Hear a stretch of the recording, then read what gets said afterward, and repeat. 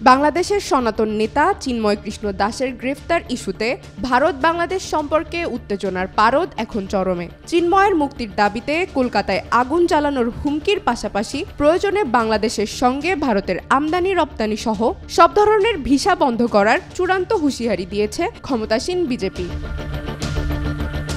গতকাল কলকাতায় বাংলাদেশের ডেপুটি হাইকমিশন ঘেরাও অভিযান শেষে এমন ঘোষণা দেন বিজেপির নেতা ও ভারতের পশ্চিমবঙ্গ রাজ্যের বিধানসভার বিরোধী দলের নেতা শুভেন্দু অধিকারী। এর আগের দিনও ইসকনের হিন্দু নেতা অধ্যক্ষ চিন্ময় কৃষ্ণ প্রভুকে গ্রেফতার নিয়ে উদ্বেগ প্রকাশ করেন বিজেপির ওই নেতা। বিজেপি দলীয় কর্মীদের সঙ্গে হাতে পোস্টার ব্যানার নিয়ে সেখানে পৌঁছান শুভেন্দু। এ সময় বাংলাদেশের সংখ্যালঘু সনাতনী হিন্দু ধর্মাবলম্বী মানুষের জীবন, জীবিকা, বাসস্থান, উপাসনা কেন্দ্র সুরক্ষার দাবি জানিয়ে স্মারকলিপি জমা দেয় শুভেন্দু অধিকারীর নেতৃত্বে ৮ সদস্যের একটি দল।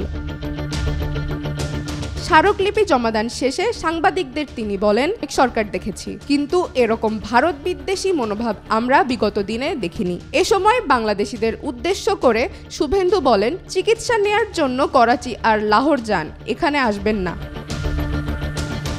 রোববারের মধ্যে চিন্ময় দাসকে মুক্তি দেয়া না হলে আগামী সোমবার থেকে ভারত বাংলাদেশের বৃহত্তম স্থলবন্দর পেট্রাপল সীমান্তে অবরোধ শুরু করার ঘোষণা দেয় বিজেপি। ওই দিন সকাল 10টা থেকে পেট্রাপল স্থলবন্দরে ভারত থেকে বাংলাদেশগামী সমস্ত পণ্যবাহী ট্রাক চলাচল বন্ধ করে দেয়া হবে বলেও হুঁশিয়ারি দেন শুভেন্দু।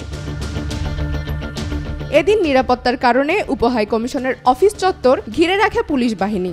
অফিস থেকে প্রায় আধা কিলোমিটার দূরে শুভেন্দু অধিকারীর নেতৃত্বে আসা বিক্ষোভ মিছিল আটকে দেয় কলকাতা পুলিশের কর্মীরা। বাধা পেয়ে পুলিশের সঙ্গে ধস্তাধস্তিতে জড়িয়ে পড়েন তারা। পরে পুলিশ উত্তেজনা নিয়ন্ত্রণে আনে।